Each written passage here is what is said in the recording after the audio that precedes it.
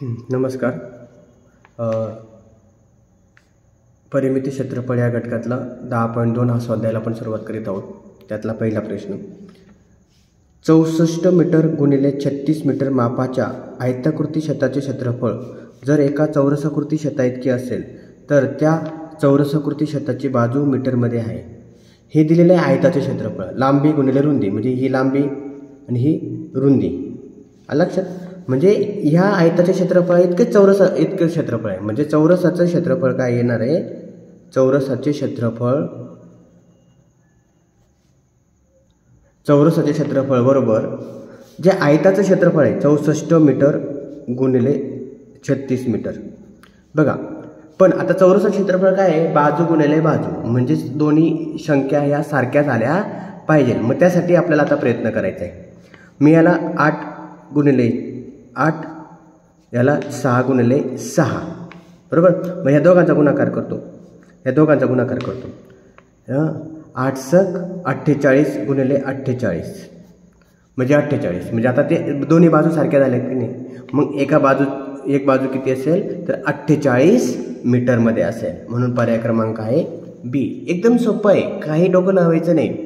बघा, आयताकृती छताचे क्षेत्रफळ आणि चौरसाकृती छताचे क्षेत्रफळ इतकंच आहे. म्हणून मी याला फक्त अशा फॉर्ममध्ये आणलं की त्यांचा दोन्ही संख्या ह्या सारख्या आल्या पाहिजे. आणि हे अवयव पाडल्यामुळे हा गुणाकार आणि हा गुणाकार सारखाच राहणार आहे.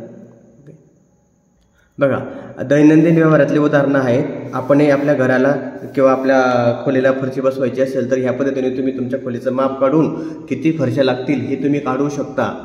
बघा, या ठिकाणी एक सभागृहाला फरशी बसवायची. 12 मीटर गुणिले 10 मीटरच्या सभागृहाला मळवण्यासाठी 10 सेमी गुणिले 8 सेमीच्या किती आयताकार फरशा लागतील आपल्याला काढायचे. बघा, हे करत असताना मात्र एकक दोन्ही सारखे करून घ्यायचे बरं का. म्हणजे सभागृहाचं क्षेत्रफळ हे आहे आणि फरशीचं क्षेत्रफळ हे आहे. मग एकूण सभागृह क्षेत्रफळ भागिले फरशीचं क्षेत्रफळ जर काढल्या तर तेवढ्या आपल्याला फरशा लागतील. मग इथं 12 मीटर गुणिले 10 मीटर भागिले 12 सेमी गुणिले 8 सेमी. पण ह्या ठिकाणी एकक वेगवेगळे असल्यामुळे आपल्याला डायरेक्ट भागाकार करता येणार नाही. म्हणून आता एक सेमी इथं मीटर आहे. मग याला कन्वर्ट करून घ्यायचं आहे. 12 मीटर म्हणजे किती सेंटीमीटर? तर 120 सेंटीमीटर. नाही, 120 नाही, सॉरी, 1200 सेंटीमीटर. कारण की त्याला 100 ने गुणावं लागणार आहे की नाही 12ला. मग ह्या गुणिले याला पण 100 ने गुणल्यानंतर 1000 भागिले 10 गुणिले 8 या पद्धतीने आपल्याला काढता येईल. बघा, हा 0 गेला, हा 0 गेला, 4 1 4. आता 1000ला 8ने पूर्ण भाग जाईल का? 8च्या कसोटीमध्ये सांगताय की एकक दशक शतकच्या ठिकाणी जर समजा 3 शून्य असतील तर त्या संख्येला 8ने पूर्ण भाग जातो. म्हणून डायरेक्ट आपण इथं 8ने भागू. 8 1 8, 8 1 8, 2 उरले 2, 8 1 8, 8 2 16, 4 उरले, 8 5 40. मग 120 गुणिले 125. आता हा गुणाकार केला, हा जर गुणाकार केला तर तो येतो 15,000. तुम्ही करून बघा, 15,000 गुणाकार येतो म्हणजे 15,000 फरशा लागणार आहेत. बघा, या ठिकाणी काय महत्त्वाचं आहे? सभागृहाचं क्षेत्रफळ भागिले फरशीचं क्षेत्रफळ. त्यानंतर दोन्ही एकक समान करून घ्यायचे. म्हणजे सेंटीमीटर तर सेंटीमीटरच, मीटर तर मीटरच. पण इथं मीटरमध्ये हे करणं अवघड गेलं असतं, पॉईंटमध्ये निघाले असते. म्हणून आपण ते वरचे युनिट मीटरचे सेंटीमीटरमध्ये केले आणि त्यानंतर त्यांचा भागाकार केला. मी यांचा गुणाकार करत बसलो नाही, कारण की आपलं उत्तर सोपं व्हावं म्हणून मी त्यांना इथूनच डायरेक्ट संक्षिप्त देण्यासाठी कसोट्या वापरल्या आणि त्या पद्धतीने हे निघालं आणि मग त्याचा गुणाकार केला. ठीक आहे. हा बघा, प्रश्न तिसरा, अलीने 100 सेंटीमीटर लांबीच्या तारेचा एक काटकोन चौकोन बनवला. काटकोन चौकोन म्हटल्यानंतर एक तर आयत, चौरस काहीतरी, आपण आयत गृहीत धरू किंवा काही धरू. हां, एक किती तार आहे? 100 मीटर. म्हणजे त्याची परिमिती 100 मीटर नाही, सेंटीमीटर. त्याची परिमिती किती आली पाहिजे? 100 सेंटीमीटर. मग आता 100 सेंटीमीटर येण्यासाठी आपल्याला त्यांच्या बाजू काढायच्या आहेत. बघा, मग मी एक थोडासा अंदाज लावतो, लॉजिक लावतो. 50 घेतलं तरी दोनच लांबी 100 होतात. आपल्याला 50 घेऊन चालणार नाही.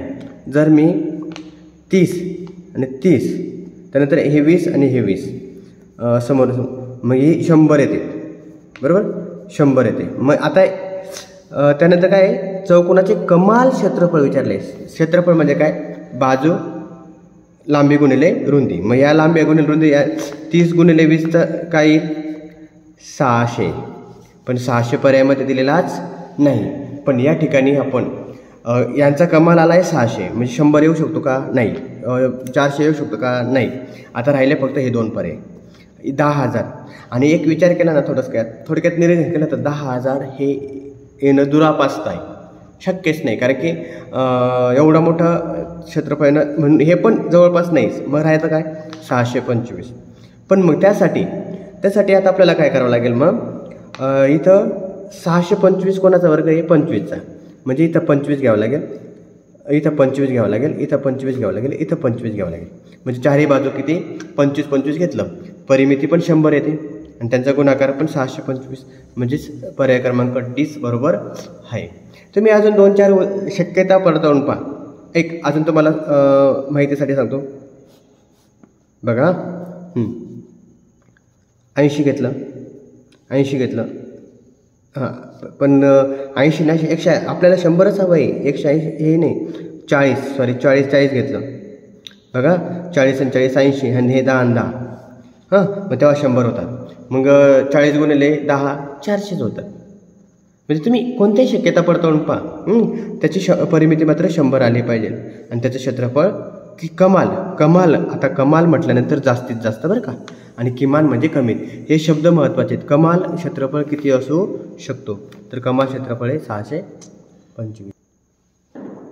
बघा या ठिकाणी एका चौरसाकृती जमिनीच्या तुकड्याची परिमिती. चौरसाकृती म्हणजे चारही बाजू सारख्या चौरस परिमिती आहे. म्हणजे 4 गुणिले बाजू याची परिमिती सूत्र आहे. ती किती आहे 160 मीटर. मग आता आपल्याला त्याचं क्षेत्रफळ काढायचं आहे म्हणजे बाजू काढावा लागेल. हा 4 इथं गुणिले इकडे जाताना भागिले होईल म्हणजे यांचा भागाकार येईल 40 मीटर. मला एक सांगा 40 मीटर बाजू.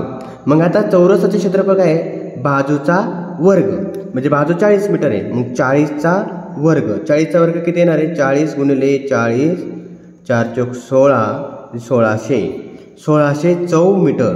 मीटरमध्ये की नाही चौ मीटर म्हणजे पर्याय क्रमांक आहे D.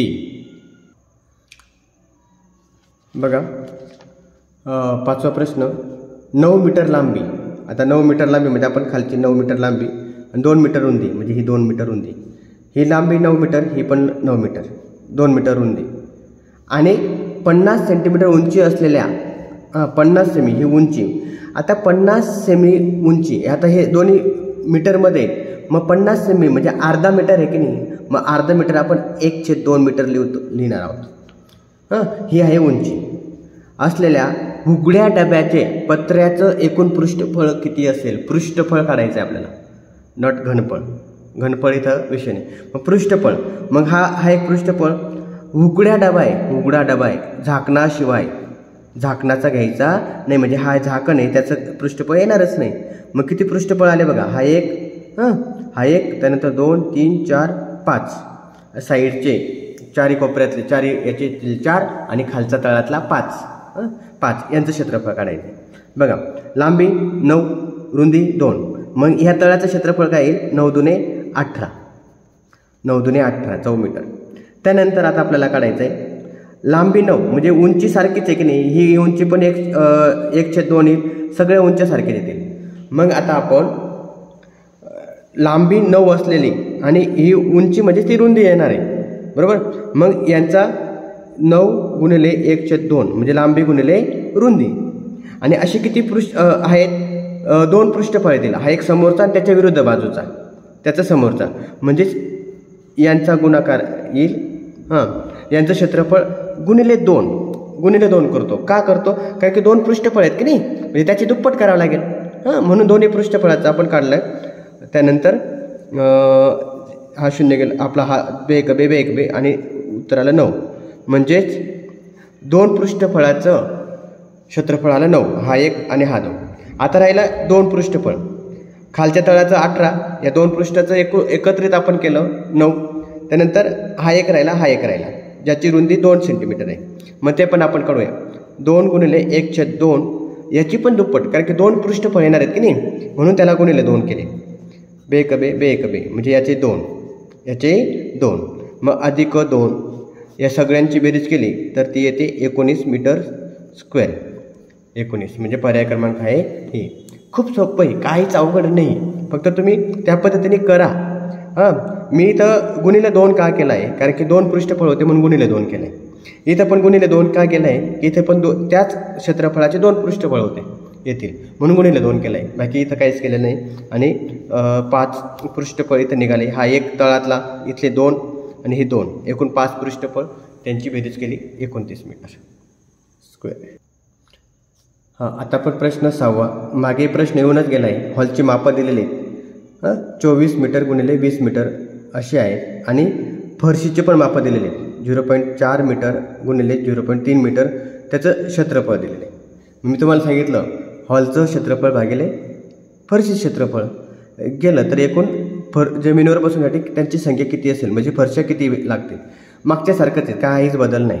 इथं मीटर एकक सारखेच आहेत, त्यामुळे आपण डायरेक्ट 24 गुणिले 20 भागिले 0.4 गुणिले 0.3 बरोबर. आता हा पॉईंट घालवण्यासाठी मी तर याला 10ने गुणावं लागेल, याला पण 10ने गुणावं लागेल. जर याला 10ने गुंतलं तर वरती पण 10नेच गुणावं लागेल. ठीक आहे, वरती पण 10नेच गुणावं लागेल. तर ते एक आपण करूया. तर बघा, इथं याला 10ने गुणल्यावर 240, याला 10ने गुणल्यावर 200 आणि मग हा याला 10ने गुणल्यावर 4 आणि याला 10ने गुणल्यावर आपला 3. त्यानं आता सोपं आहे. या दोघांची बेरीज येते, आपला गुणाकार येतो 12. हां, 12 याचा गुणाकार आला 12. 12 1 12, 12 2 24. त्यानंतर 20 म्हणजे 20 गुणिले 2000 आपलं 200, मग 4 आणि 4000 यांचा गुणाकार 20 गुणिले 200. दोनाचा गुणाकार केला 4 आणि उरलेले शून्य आपण त्याच्या पाठीमागे ठेवून दिले. 4000 म्हणजे किती फरशा लागणार आहेत एकूण? 4000. सोपं आहे. अपूर्णांकांचं आपण दशांश अपूर्णांकाचं जे घटक पाहिला आहे त्याच धर्तीवर आहेत, वेगळं काही नाही. 7वा प्रश्न आहे. एका समकोण काटकोन त्रिकोणाच्या समकोण म्हणजे समान कोण असलेले काटकोन त्रिकोण, म्हणजे आता इथं काटकोन त्रिकोण बघा, मी तुम्हाला मागे सांगितलं होतं पायथागोरसचा प्रमेय. आता जर हा 90 असेल ना तर हा 45 असतो, लक्षात ठेवा. समकोण म्हणजे समान कोण असलेले आणि हा एक 90. काटकोन त्रिकोण म्हणजे काटकोन शब्द आल्यानंतर हा एक काटकोन त्रिकोण. दोन्ही बाजूंची लांबी आहे, म्हणजे एक 5 सेमी दुसरी 12 सेमी असल्यास त्रिकोणाची परिमिती. आता तुम्हाला सांगेल दोन्ही बाजूची लांबी, तिथं कर्णाचा उल्लेख आला आहे का म्हणून 5 सेमी. आता आपल्याला हा कर्ण याची लांबी काढावं लागेल. ओके, लांबी तुम्हाला माहिती आहे कर्ण वर्ग बरोबर उर्वरित 2 बाजूंचा वर्गांचा बेरीज.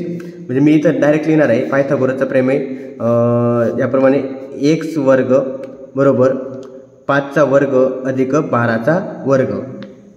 5चा वर्ग 25, 12चा वर्ग 144, या दोघांची बेरीज केली तर ती येते 169. हां, 169. मग आता 169 म्हणजे x गुणिले x बरोबर 169, म्हणजे त्याला अजून 13 गुणिले 13 असं या पद्धतीने लिहिता येईल, कारण की मला माहिती आहे 13चा वर्ग काय येतो 169. म्हणजे मग एका 1ची किंमत काय आली 13. किती आली 13, म्हणजे x बरोबर 13. मग आता तिन्ही बाजूंची बेरीज, तिन्ही बाजू मिळाल्या त्यांची बेरीज केली. 13 अधिक 12 25, 25 अधिक 5 30. किती उत्तर आलं 30. पर्याय क्रमांक डी. 13 अधिक 12 अधिक 5 या सगळ्यांची बेरीज केली तर उत्तर येतं 30. बघा 8वा प्रश्न बघा. एका हॉलच्या लांबी आणि रुंदीत 23 मीटरची तफावत आहे. तफावत म्हणजे फरक आहे, म्हणजे लांबी मोठी आहे रुंदीपेक्षा. जर हॉलच्या परसबंदीची परिमिती म्हणजेच चारही बाजूची परिमिती म्हणजे हॉलची परिमिती 206 मीटर आहे, तर हॉलच्या परसबंदींचे फ्लोर क्षेत्रफळ आहे. आपल्याला क्षेत्रफळ काढायचं आहे, पण क्षेत्रफळ काढण्यासाठी आपल्याला लांबी आणि रुंदीची गरज आहे. म्हणून आता परिमिती दिलेली. आता आपल्याला काही कळत आहे का ते बघूया. आता या पहिल्या वाक्यावरून आपल्याला असं लिहिता येईल बघा. दोघांची तफावत किती आहे 23 मीटर. बरोबर. म्हणजे मग मी असं लिहिणार का, लांबी वजा रुंदी बरोबर 23, बरोबर, फरक 23 ना. मग आता मी एक काम करतो, हा रुंदी आहे ना इकडं पाठवतो. बघा इकडं वजा होता, लांबी बरोबर 23 अधिक रुंदी, या पद्धतीने लिहिता येईल. इथपर्यंत समजलं. म्हणजे तफावत ह्या वाक्यावरनं मी हे 2 स्टेटमेंट केलेत. ओके. आता पुढचं बघा काय होतं. आपल्याला परिमिती दिलेली, मग आयताची म्हणजे आयताची परिमिती काय म्हणते, 2 गुणिले लांबी अधिक रुंदी बरोबर 206 मीटर, बरं का, 206 मीटर. मग आता मी हा 2 इथं गुणिले आहे की नाही या टर्मला, मग हा गुणिले इकडं करतो, गुणिले इकडं काय भागिले, यांचा भागाकार करतो. बघा भागा, बे एक बे, बे एक बे, बे शून्य शून्य, बे त्रिक 6, म्हणजेच लांबी अधिक रुंदी बरोबर किती आलं, 103. इथपर्यंत आलं. आता लांबी इथं यावरनं लांबीच्या ठिकाणी हे ठेवता येईल, म्हणजे एकक जे रुंदी आपल्याला काढायची ती आपल्याला रुंदी निघेल. मग बघा ह्या लांबीमध्ये ही टर्म ठेवतो. बघा मग काय होतं, 23 अधिक रुंदी बरोबर 103. हां, आता रुंदी किती झाले, 2 रुंदी अधिक 23 103. तर बघा आता हा 23 इकडं अधिक आहे, इकडं काय होईल, वजा होईल. मग यांची वजाबाकी येते 80. हां बघा आले 80. म्हणजे आता इथं 2 गुणिले रुंदी बरोबर 80. म्हणजे मग हा 2 इथं गुणिले, इकडं काय होईल, भागिले. मग जर यांचा भागाकार केला तर 40. म्हणजे आपल्याला रुंदी मिळाली. रुंदी किती मिळाली, 40. हां, आणि हीच रुंदी या ठिकाणी ठेवली तर लांबी मिळणार आहे. मग 23 अधिक 40 किती होणार आहे, 63. लांबी 63, रुंदी 40. मग आता आपल्याला माहिती आहे हां, आयताकृती जागेचं क्षेत्रफळ लांबी गुणिले रुंदी. लांबी जर 63 असेल आणि रुंदी 40 असेल तर यांचा गुणाकार म्हणजेच त्या हॉलचं क्षेत्रफळ, त्या पूर्ण हॉलचं क्षेत्रफळ. हा जर गुणाकार केला तुम्ही तर तो येतो 2520. गुणाकार करायचा आहे. व्हिडिओ खूप मोठा होतोय म्हणून मी इथं शॉर्टकट घेतलं. प्रश्न 9. 15 मीटर लांबीच्या एका खोलीत परसबंदीसाठी 15 सेमी गुणिले 12 सेमी आकाराच्या 7500 टाईल्स लागतात. तर खोलींची रुंदी किती. आता खोलीची क्षेत्रफळ, लांबी दिलेली आहे, आपल्याला रुंदी काढायची. रुंदी आपण x मानूया बरं का, कारण की तो शब्द लिहायला अवघड जातो. म्हणून इथं काय 15 गुणिले x, 15 गुणिले x म्हणजेच हे त्या खोलीचं क्षेत्रफळ आहे. हां, आणि हे मीटरमध्ये, हे कशात आहे, मीटरमध्ये. पण फरशी कशात दिलेली तुम्हाला, सेंटीमीटरमध्ये. मग आता आपण काय करूया, हे मीटरचं सेंटीमीटरमध्ये कन्वर्ट करूया. म्हणजे 1500 गुणिले x हा कशात येऊ शकतो, x हा जर सेंटीमीटरमध्ये घेतला तर हे पण 1 सेंटीमीटरमध्ये देणार आहे. बघा 1500 गुणिले x म्हणजे x ही रुंदी आहे, ती सेंटीमीटरमध्येच आहे. तर फरशीचं क्षेत्रफळ काय आहे, 15 गुणिले 12. 15 गुणिले 12. आता बघा हे आलं. हां बघा आता एवढ्या स्टाईल्स आपल्याला लागणार आहेत. आणि किती स्टाईल्स दिलेले आहेत, 7050 म्हणजे बरोबर 7500. हे पण आपल्याला दिलेले.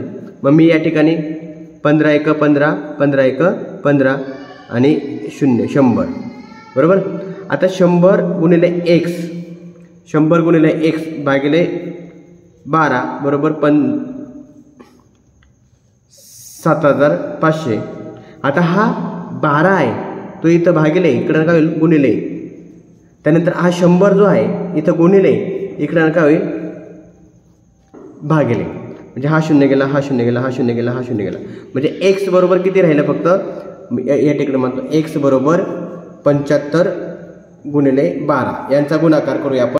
यांचा जर गुणाकार केला तर तो येतो 900. आता 900 काय येईल सेमी, कारण की आपण हे सगळे एकक सेमीमध्ये घेतले होते की नाही. हा 15 मीटरला पण सेमीमध्ये कन्वर्ट केला होता, हे सगळे सेमीमध्ये होते म्हणून सेमी. आणि मग आपल्याला या ठिकाणी मीटरमध्ये काढायचं आहे. मग सेमीचं मीटरमध्ये कन्वर्ट करताना त्याला 100ने भागितलं तर ते मीटरमध्ये येईल, म्हणजे काय याला 9 मीटर. हे आहे आपलं उत्तर. ओके. त्यानंतर शेवटचा प्रश्न आहे 10वा. एका हॉलच्या लांबी रुंदी दिलेली आहे तुम्हाला 12 मीटर गुणिले 10 मीटर. हॉलला लादी बसवण्यासाठी म्हणजे ह्या आकाराची लादी बसवायची तर किती लाद्या लागतील. म्हणजे वरच्यासारखंच आहे, काहीच बदल नाही, फक्त इथं स्टाईल्स ऐकून दिल्या होत्या. इथं मात्र लादीचं क्षेत्रफळ आणि हॉलचं क्षेत्रफळ दिलेलं आहे. मग मगाशी सांगितल्याप्रमाणे हे मीटरमध्ये, हे सेंटीमीटरमध्ये, मी डायरेक्ट आता इथं सेंटीमीटरमध्येच कन्वर्ट करतो.